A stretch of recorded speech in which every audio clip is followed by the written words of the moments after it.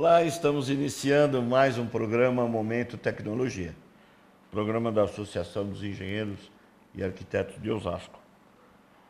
Hoje nós estamos trazendo um profissional da área tecnológica. Assim, vocês estão acostumados a falar, ver que eu trago engenheiro, arquiteto, engenheiro, arquiteto, engenheiro, arquiteto. Hoje tem um profissional da área tecnológica e é um meteorologista. Augusto José Pereira Filho. Augusto, muito obrigado por você ter achado um tempinho na sua agenda aí para estar vindo bater esse papo com a gente. Eu agradeço, Egídio, Paulo, né, pelo convite. Muito obrigado, a honra é toda minha, né? A TV Osasco fica aqui bem próximo de uma escola onde eu estudei há 46 anos atrás, no SESI, né, de Osasco. Então, eu já não vim aqui por esses lados há uns 30 anos e para mim realmente foi um momento muito especial. Que bom! Revisitar esse espaço e ver que a cidade cresceu e progrediu, né? É muito gratificante isso. Você nasceu aqui em Osasco? Não, eu sou original de São Paulo, da Lapa, né? Mas os meus pais mudaram para o Jardim de Abril quando eu tinha 20 dias de vida, né? Achei um conterrâneo da Lapa. É? Também Sua sou da família Lapa. também, é tudo da Da Lapa. Lapa também. É. Na verdade, é mais quase Vila Ipujuca ali, né? Mas tudo bem. Segundo o nosso diretor de marketing da associação, nós temos uma pergunta aqui que é o jargão do programa. Sim. Na verdade, essa pergunta tem como deixar o entrevistado um pouco mais à vontade e começar o nosso bate-papo mais informalmente. Augusto, por que meteorologia? O pai já era meteorologista, o titio indicou, como que foi? Conta para nós isso. Bom, meu pai na realidade era mecânico, né? Mas o que aconteceu é que eu moro aqui desde muito pequenininho em Osasco, e Osasco, por incrível que pareça, de Osasco, né, da onde nós estávamos, eu podia observar à noite a Via Láctea. E daqui de Osasco você observava quase a totalidade da Via Láctea, né? E durante o dia, né, no céu de Osasco, as nuvens de bom tempo, né, em que você observava, então, fazia associação das nuvens com objetos, com coisas, com pessoas, né? E aí nasceu aquela coisa do gosto pela meteorologia, mas de uma forma um pouco lúdica, né? Na época do vestibular, eu tinha lá opções da engenharia, que era opção familiar, a geologia e meteorologia. E, por sorte, eu fiquei com a terceira opção, que era meteorologia, que realmente eu gostava muito desde a infância, e foi por isso que eu coloquei lá como uma das opções possíveis. E então... Interessante, cara. Onde foi buscar? Não, sabe por que a gente faz essa pergunta? Agora, deixa eu só responder também. Porque nós dois somos professores universitários. E a gente vê nos recentes futuros engenheiros ou arquitetos, às vezes tem aqueles que têm afinidade e tem aqueles que não têm nenhuma afinidade, né? E a gente fala mais ou menos nesse sentido para poder fazer esse link aonde que a origem aparece, né? E é interessante porque você, por um lado lúdico, você enveredou para aquilo que você realmente queria e desenvolveu, né? Exatamente. Mas, de fato, eu me interessava muito por engenharia eletrônica, né? Cursei técnico em eletrônica, né? Mas aí eu acabei indo para a área de meteorologia, me formei em meteorologia, depois eu fiz o mestrado também em meteorologia, o doutorado, o livre docência, e continuei na carreira, né? Nessa atividade que eu acho fascinante, né? Você trabalha na área também? Eu leciono e trabalho na área de meteorologia, né? Com assuntos de alta tecnologia, satélites, radar, supercomputadores, modelagem, né? Então, é uma atividade que acabou me trazendo bem próximo da engenharia, né? Sim. A meteorologia é uma atividade reconhecida por lei federal, né? E nós temos assento no Conselho de Engenharia, no Conselho Regional de Engenharia, aqui em São Paulo. Eu tive um convívio muito grande com a agronomia, né? E aprendi muito, tenho um apreço enorme pelas engenharias, né? No âmbito do Conselho. E então nós somos todos integrados, e uma atividade comum de todas as engenharias é a formação em meteorologia. Todo engenheiro precisa ter uma formação em climatologia e meteorologia por razão das questões ambientais, né? Então é uma atividade Mas o elo mais forte acho que está com agronomia mesmo, né? com a agronomia, mas com todas as demais, né? Sim. A arquitetura, por exemplo, um projeto arquitetônico demanda informações de temperatura, umidade, iluminação, né? E modelos. Não, Então, a engenharia também. Você vai exatamente. construir uma simples casa, você tem que saber se vai chover, se não, qual a intensidade, porque existem algumas épocas do ano que você tem uma chuva maior agora, né? Que nós estamos vendo umas coisas de maluco aí. Exatamente. Primavera com uma chuvarada dessa. Possibilidade de geada, eu vi hoje. Possibilidade de geada No sul, né? primavera. É. É Bom, interessante. é o clima, né? Está em constante mudança, né? E nós, aqui em Osasco, na região metropolitana, sofremos uma mudança antrópica gerada pelo homem ao longo das décadas, né? Eu me lembro que o meu pai nos levava ali na fronteira de Osasco com São Paulo para observar a cidade, que ficava longe, né? Ali próximo de Jaguaré. E hoje não há mais distinção, essa não malha urbana, né? É uma coisa só, né? E nós temos aqui, sofremos o que nós chamamos de efeito de ilha de calor. Então, há uma Certo. mudança local muito significativa na umidade, temperatura, né? Uma urbanização muito intensa a partir da década de 60, que produziu uma mudança local. E no verão, na primavera e verão, nós sofremos com tempestades violentíssimas em razão desse excesso de energia que antes era consumido pela vegetação, né? Vegetação. E essa cidade de concreto, né, que a gente fala de São Paulo, ela gera uma onda de calor que exatamente provoca isso, né? E também, por outro lado, a maior incidência de raios, né, que nós temos aí na cidade, né, que às vezes catastrófico até. No Brasil, né? Aliás, no Brasil. há aqui muito bem observado. Por razão desse aquecimento, é como um balão, né? Se você coloca um balão, esses infláveis, você aquece, quanto mais alto você quiser ir, mais aquece, o ar dentro dele fica menos denso, e essa diferença de densidade faz com que ele ganhe empuxo e suba, né? A atmosfera livre é assim também. Então, dado esse excesso de energia, à tarde aqui penetra a brisa do mar, o ar úmido é mais instável, mais leve do que o ar seco, e, portanto, você ganha um empuxo enorme, e essas nuvens cedem, às vezes, a profundidade das nuvens da Amazônia, e gerando muito gelo.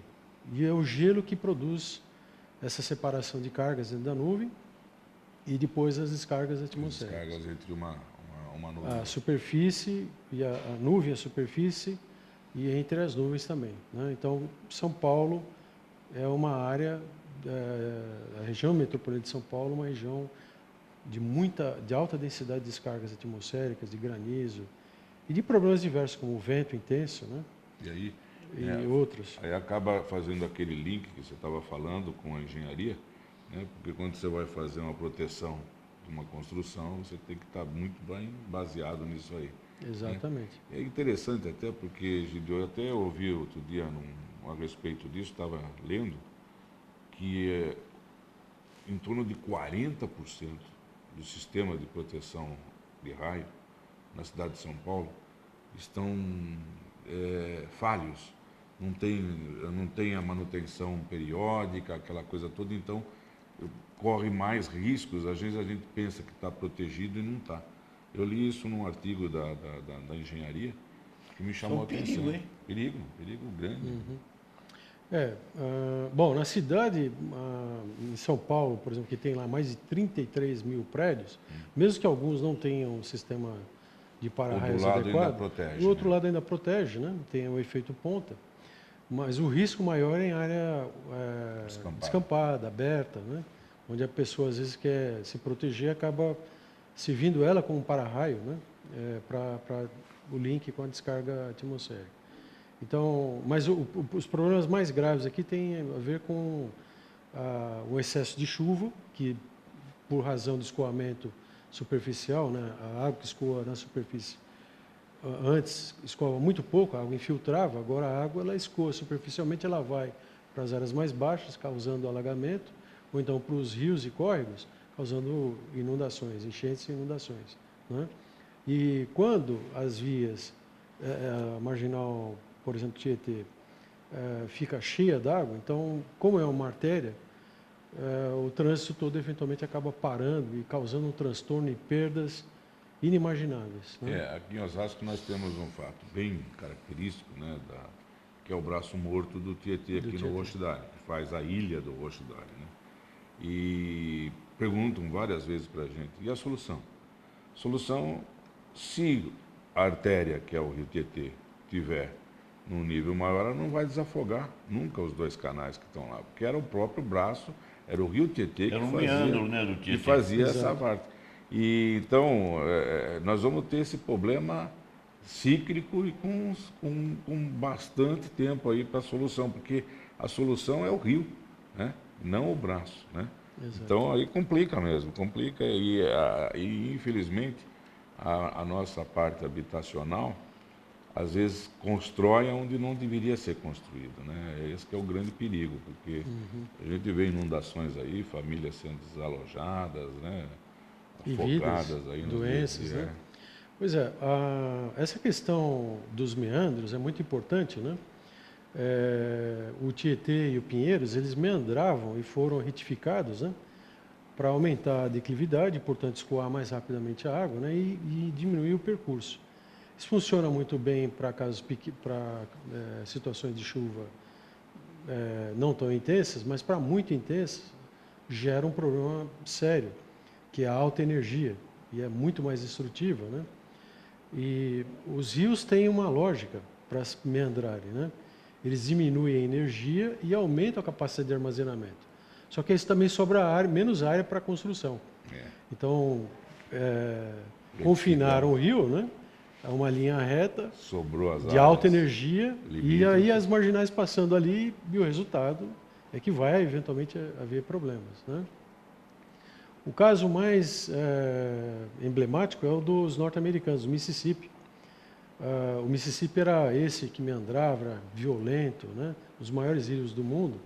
E os norte-americanos, no início do século passado, decidiram que iam controlar o rio, né? Por meio da engenharia, né? E eles fizeram um planejamento fundamentado em boa informação de períodos de retorno de precipitação, de vazão, né? Só que houve um evento na década de 90 que excedeu em muitos anos aquele planejamento da engenharia. E o resultado é que o prejuízo foi gigantesco, né? Hoje, ao longo do Mississippi, há muitas cidades fantasmas por razão daquela perda tão grande situação, né? Gerada por aquele excesso. Será que em São Paulo acontece isso? São Paulo tem, em média, 22 enchentes por ano, né? Então, a perda de vidas e material é muito significativa, né? E demanda um serviço, então, complementar, né? Uma medida não estrutural, por exemplo, sistemas de alerta, com radar, satélite, modelos, para antecipar a chegada de sistemas e fazer com que, então, as pessoas se preparem mais. E né? se evite essa situação. E minimize essa situação. Nós vamos fazer um breakzinho para um pequeno intervalo. Vamos retomar isso depois. Aguarde, já voltamos já.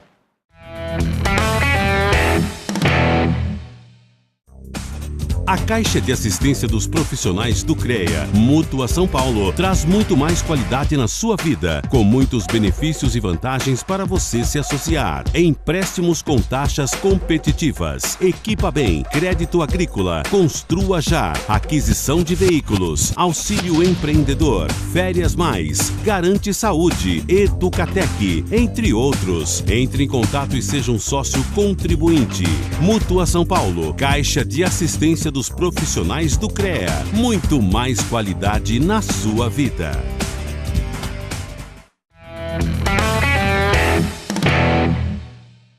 Olá, estamos retornando com o nosso programa Momento Tecnologia, programa da nossa Associação dos Engenheiros e Arquitetos de Osasco.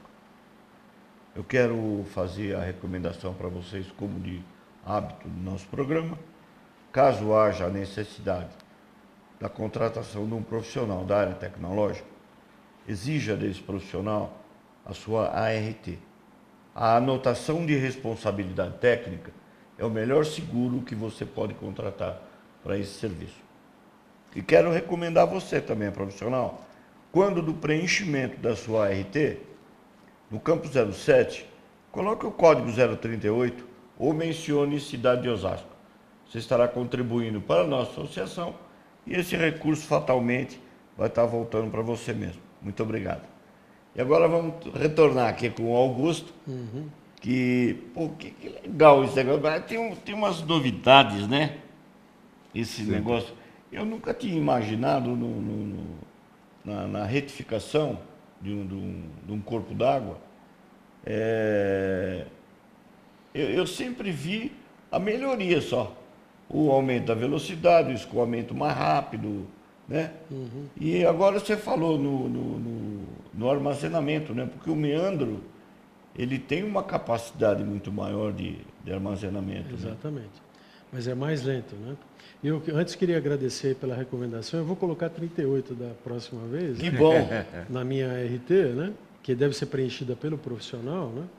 Eu acho que é importante ressaltar esse aspecto da profissão, né? A meteorologia também, os profissionais de meteorologia também têm que ir lá e preencher a sua RT, né? Quando vão trabalhar em alguma obra, algum serviço.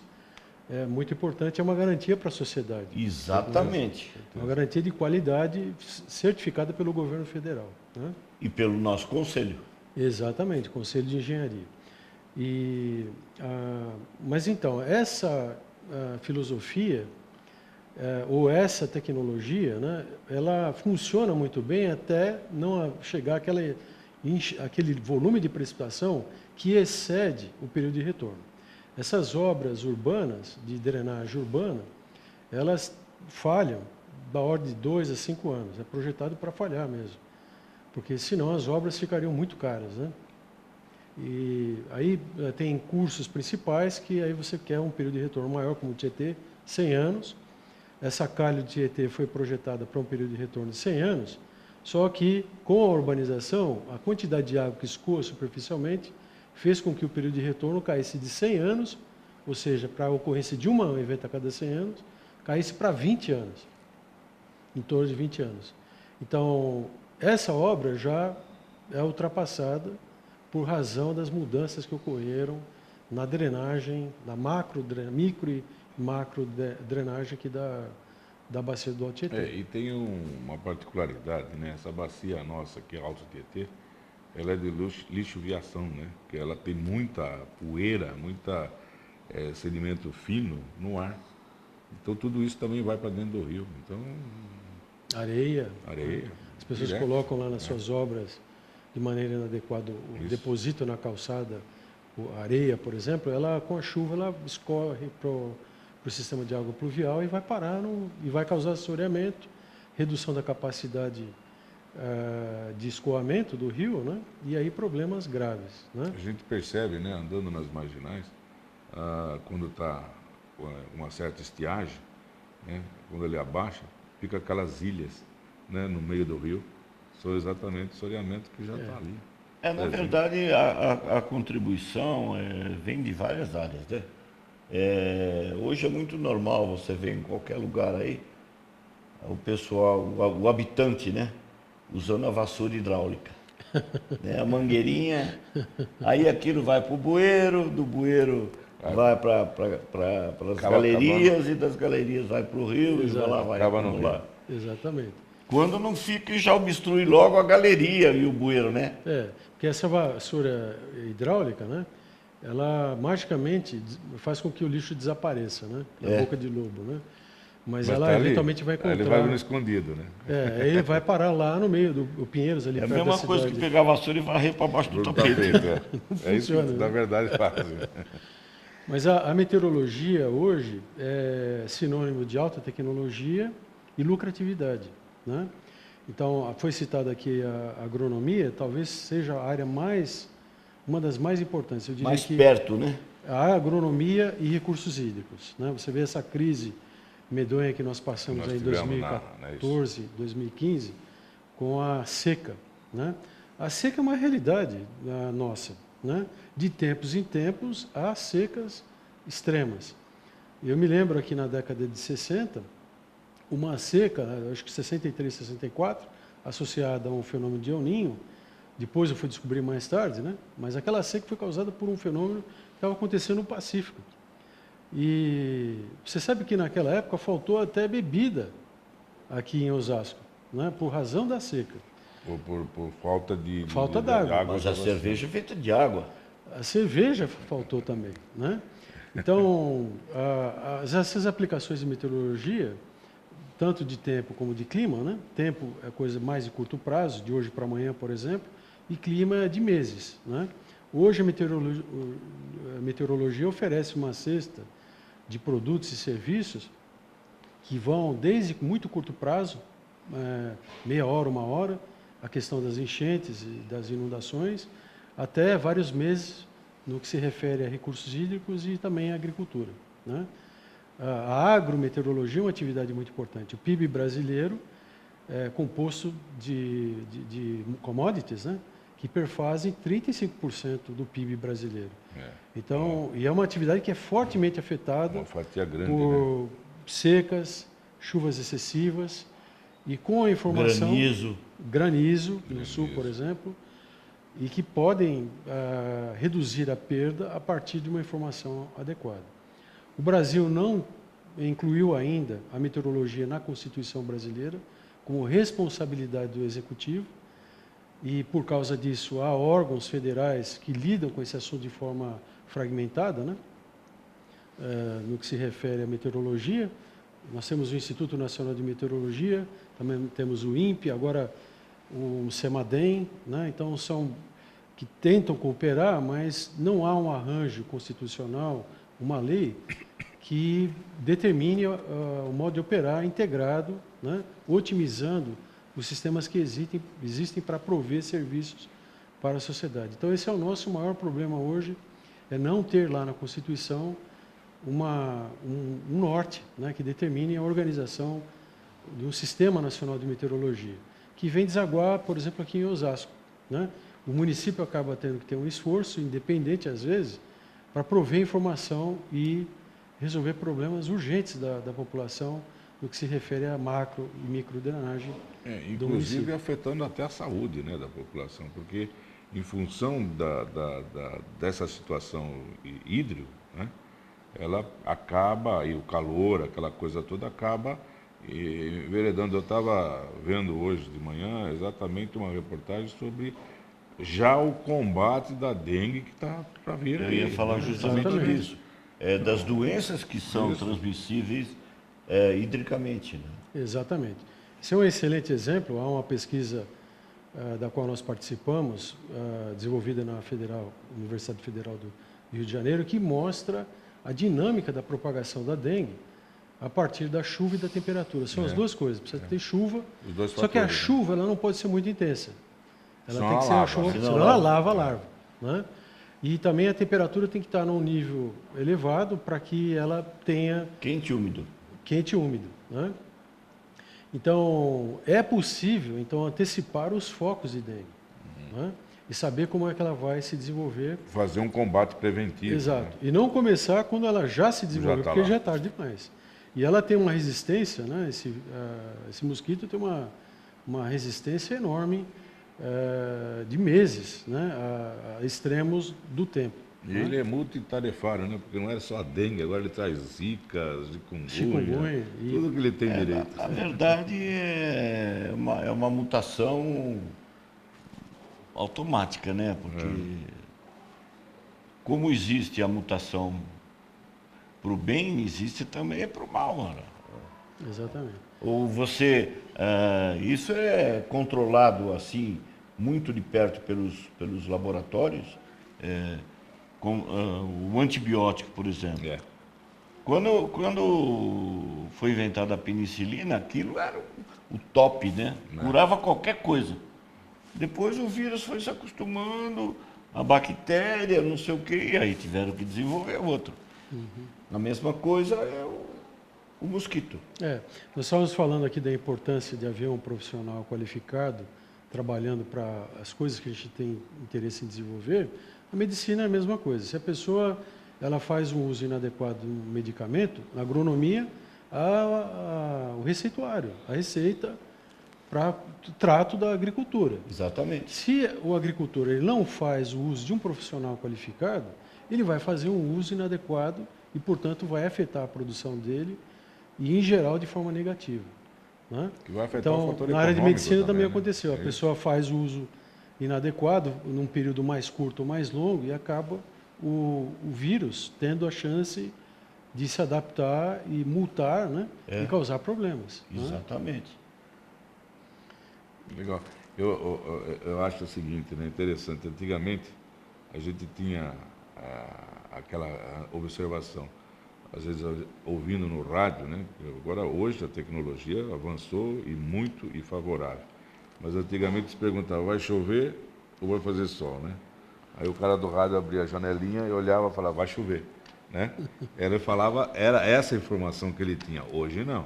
Hoje você está colocando para nós que esse desenvolvimento que houve exatamente dá um mapa, né, da situação climática de longo período até, né? Isso só agrega valores em qualquer desenvolvimento agrícola, industrial, de infraestrutura principalmente, né? A engenharia usa muito dado histórico, né? Usa muito dado histórico, mas no aprimoramento das informações que hoje avançaram, esse dado histórico se torna mais preemente de você buscar essa informação. Exatamente. Hoje, quem não faz uso de meteorologia e climatologia está errando no está projeto. perdendo dinheiro. Está errando no Está projeto. perdendo dinheiro, né? Por exemplo, você vê hoje as empresas de confecção de produtos como bebidas e refrigerantes e sorvetes, elas demandam informação de como é que vai estar o clima para saber se vão produzir mais ou menos, né? Esse é só um exemplo. E há muitas outras aplicações importantes para a sociedade que podem ser providas pela meteorologia, né? Com certeza. Então, os países do primeiro mundo, todos eles têm serviços de meteorologia muito bons. A meteorologia é uma atividade de cooperação global, né? Então, há mais de 190 países que trocam informações para que haja um mapeamento do tempo no globo, né? E também uma perspectiva climática, de modo a prover informações tanto na esfera global como na esfera local, aqui em Osasco, por exemplo, né? Então, a meteorologia é naturalmente uma atividade cooperativa, né? Cooperativa. Porque tem influência em tudo, né? Exatamente. A atmosfera o ar que nós estamos respirando aqui, né? E liberando, ele eventualmente vai chegar lá na Austrália, e depois na China, na América do Norte, ele vai circular o planeta todo. Então, é uma atividade importante, cooperativa e que beneficia a todos. A gente sempre diz, né? A primeira coisa que a pessoa faz na vida é encher o pulmão de ar.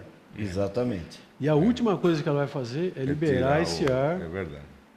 Então, ela está participando da nossa vida. E o último suspiro. Do início até o fim da vida. É isso aí. Augusto, infelizmente o nosso tempo acabou. Que pena. Eu quero agradecer essa tua vinda, esse nosso bate-papo tão bom, e quero deixar esse finalzinho para você fazer suas considerações. Bom, eu agradeço muito a oportunidade, né, na cidade onde eu cresci e me desenvolvi, né, estar aqui hoje falando sobre um assunto tão importante de interesse da sociedade. Muito obrigado, parabéns à TV Osasco por esse esforço e também pela Associação dos Engenheiros aqui de Osasco. Eu desejo muito sucesso a todos vocês. Que bom. Também. Obrigado. Obrigado, Paulo. Obrigado você por ter nos assistido. Até a próxima, se Deus quiser.